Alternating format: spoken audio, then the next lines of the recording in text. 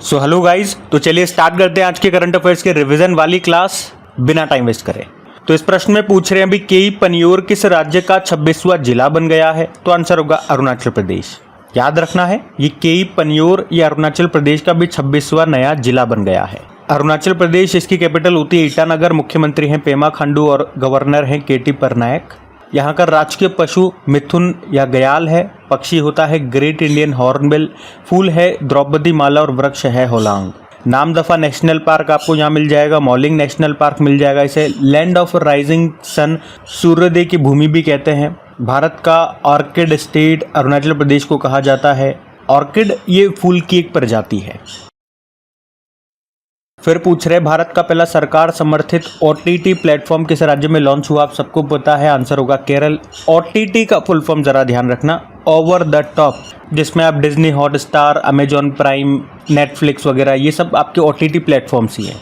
तो ये भारत का पहला सरकार समर्थित OTT प्लेटफॉर्म लॉन्च किया है केरल ने, और इसका नाम जरूर याद रखना। नाम क्या रखा है? सी स्पेस इसका नाम रखा है। फिर पूछ रहे अभी गेल ने भारत की पहली लघु LNG इकाई का उद्घाटन कहाँ पे किया? तो आंसर होगा विजयपुर में। हमारे जो पेट्रोलियम व नेचुरल गैस मंत्री हैं हरदीप सिंह पुरी जी, उन्होंने भारत की पहली लघु LNG इकाई का भी उद्घाटन किया। कहाँ पे किया? मध्य प्रदेश के विजयपुर में। LNG मतलब होता है लिक्विफाइड नेचुरल गैस, और CNG अगर पूछूं आपसे, CNG का मतलब क्या होता है? कंप्रेस्ड नेचुरल गैस होता है। और PNG मतलब क्या होता है? पाइप्ड नेचुरल गैस होता है। गेल की बात करें, gas authority of India limited, 1984 में स्थापना होती है, नई दिल्ली में मुख्यालय है। CMD है संदीप कुमार गुप्ता। अच्छा, अब आपके लिए एक होमवर्क प्रश्न दे रहा हूं मैं। पूर्वोत्तर का पहला कंप्रेस्ड बायोगैस प्लांट ये कहां पे खुला है? ये आपको बताना है।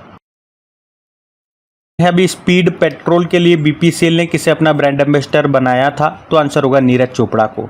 BPCL मतलब भारत पेट्रोलियम कॉर्पोरेशन लिमिटेड, और अभी इसी ने जो जेवलिन थ्रोवर है नीरज चोपड़ा, उनको अपना प्रीमियम पेट्रोल स्पीड के लिए ब्रांड एम्बेसडर बनाया था इन्होंने। और BPCL की बात करें, ये एक महारत्न कंपनी, स्थापना होती है 1976 में, हेडक्वार्टर मुंबई में है, और CMD हैं G कृष्ण कुमार।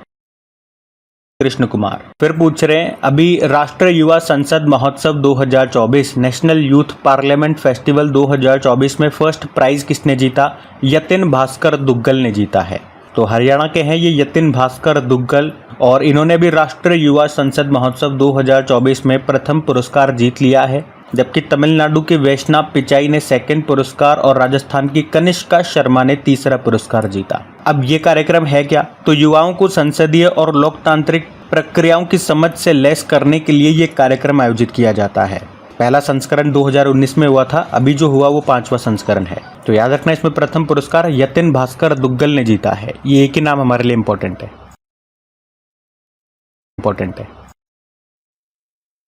फिर पूछ रहे हैं अभी मार्च 2024 में किस राज्य ने विधवा पुनर्विवाह योजना शुरू की? तो आंसर होगा झारखंड ने। तो इसमें क्या होगा, जो विधवा महिलाएं होंगी उनको दोबारा शादी करने के लिए 2 लाख रुपए दिए जाएंगे। तो इस योजना से समाज में ऐसी महिलाओं को फिर से विवाह करने के लिए प्रोत्साहन मिलेगा जो बिना पति के अकेले जीवन काट रही हैं। फिर पूछ रहे अभी अंतर्राष्ट्रीय महिला दिवस 2024 कब मनाया? तो आंसर होगा 8 मार्च को। हर साल 8 मार्च को ही मनाते हैं अपन ये इंटरनेशनल वुमेन्स डे। और थीम क्या है इस बार की? महिलाओं में निवेश, प्रगति में तेजी लाए, invest in women, accelerate progress. अच्छा, महिलाओं से याद आएगा, एक राष्ट्रीय महिला दिवस नेशनल वुमेन्स डे भी होता है, वो 13 फरवरी को होता है, सरोजिनी नायडू जी की जयंती को। और एक अंतर्राष्ट्रीय ग्रामीण महिला दिवस वो 15 अक्टूबर को होता है।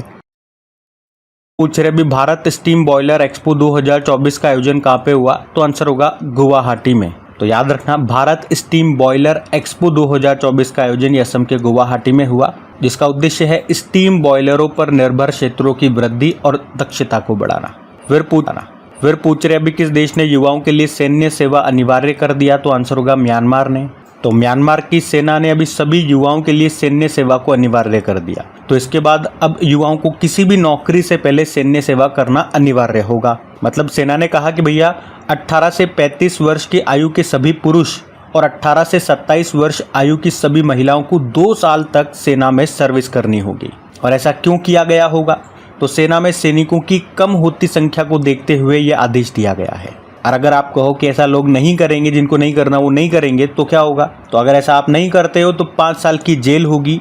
अब आप कहोगे ये क्या बात हो गई भाई? यही बात है क्योंकि आपको पता है 2021 के तख्ता पलट के बाद से ही सत्ता सेना के हाथ में है, तो जो वो चाहेगी वो करवाएगी। फिर पूछ रहे हैं अभी नाटो का 32वां सदस्य देश कौन सा बना? तो स्वीडन बना है। इससे पहले 31 नंबर का बना था फिनलैंड, अब स्वीडन बन गया है। स्वीडन की कैपिटल स्टॉकहोम होती है, करेंसी है स्वीडिश क्रोना। और नाटो की अगर बात करते हैं तो North Atlantic Treaty Organization, headquarter Brussels Belgium में है और इसके हेड हैं जीन स्टोल्टेनबर्ग। फिर पूछ रहे भी किस राज्य या यूनियन टेरिटरी की पुलिस ने ऑपरेशन कामधेनु शुरू किया था? तो आंसर होगा इसका जम्मू कश्मीर। तो जम्मू कश्मीर पुलिस ने ही ये ऑपरेशन कामधेनु शुरू किया था। क्यों किया था भाई? तो मवेशी तस्करी पर रोक लगाने के लिए।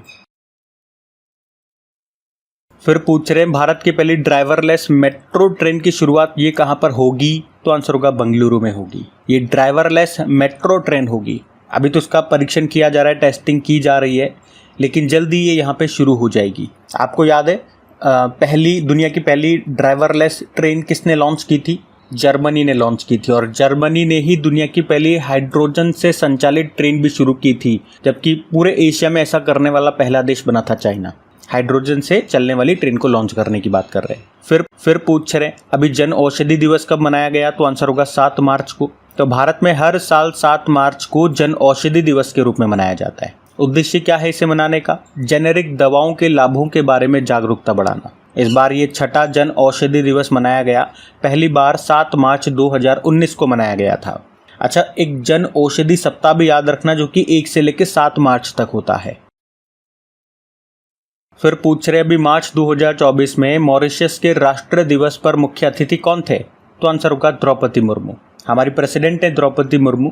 अभी 11 से लेकर 13 मार्च तक ये मॉरिशस की राजकीय यात्रा पर थी और 12 मार्च को मॉरिशस के राष्ट्र दिवस समारोह में मुख्य अतिथि के रूप में प्रेजेंट हुई थी। और ये प्रश्न मैं आपको क्यों करा रहा हूँ, इम्पोर्टेंट क्यों है? क्योंकि सन 2000 के बाद मॉरिशस के राष्ट्र दिवस समारोह में मुख्य अतिथि के रूप में शामिल होने वाली ये 6ठी भारतीय राष्ट्रपति है, तो इसलिए करवा रहा हूँ।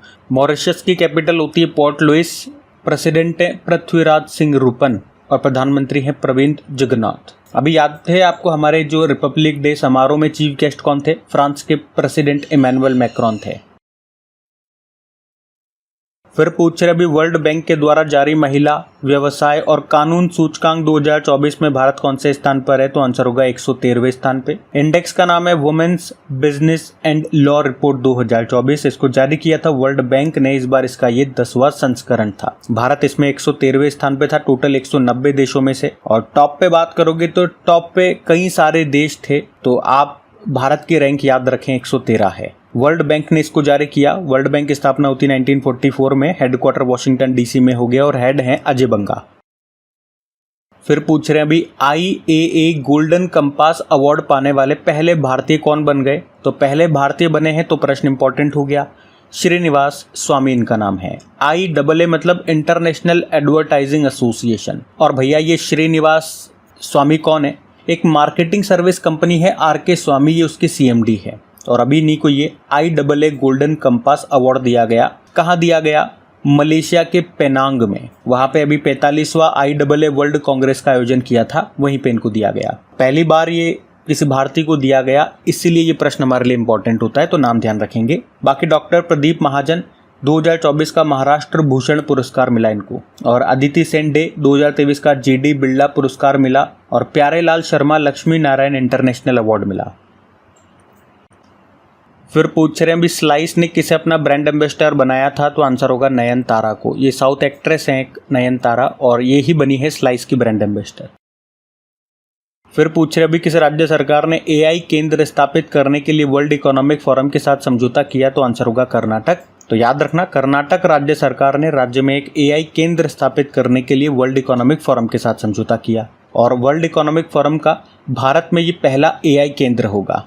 देखो, वर्ल्ड इकोनॉमिक फोरम की बात करें, स्थापना होती है 1971 में। हेडक्वार्टर है कोलोगनी स्विट्जरलैंड। इसके संस्थापक क्लॉस स्वैब हैं और अध्यक्ष हैं बॉर्गे ब्रेंडे। अच्छा, भारत की पहली AI टीचर का नाम क्या है? AI मतलब आर्टिफिशियल इंटेलिजेंस, तो आंसर होगा आइरिस। बाकी डेली करंट अफेयर्स वाली क्लास में मैं आपको जब भी AI का प्रश्न आता है तो AI से संबंधित सारे प्रश्न वहाँ पे मैं आपको रिवाइज करवा देता हूँ। तो आज का सेशन हम यहीं तक रखते हैं। उम्मीद करूँगा सेशन पसंद आएगा, तो इसे लाइक ज़रूर कर देना, नहीं करा तो एक बार चेक कर लो यार, और दोस्तों के साथ भी शेयर करना। बाकी आप सभी को good luck and thank you.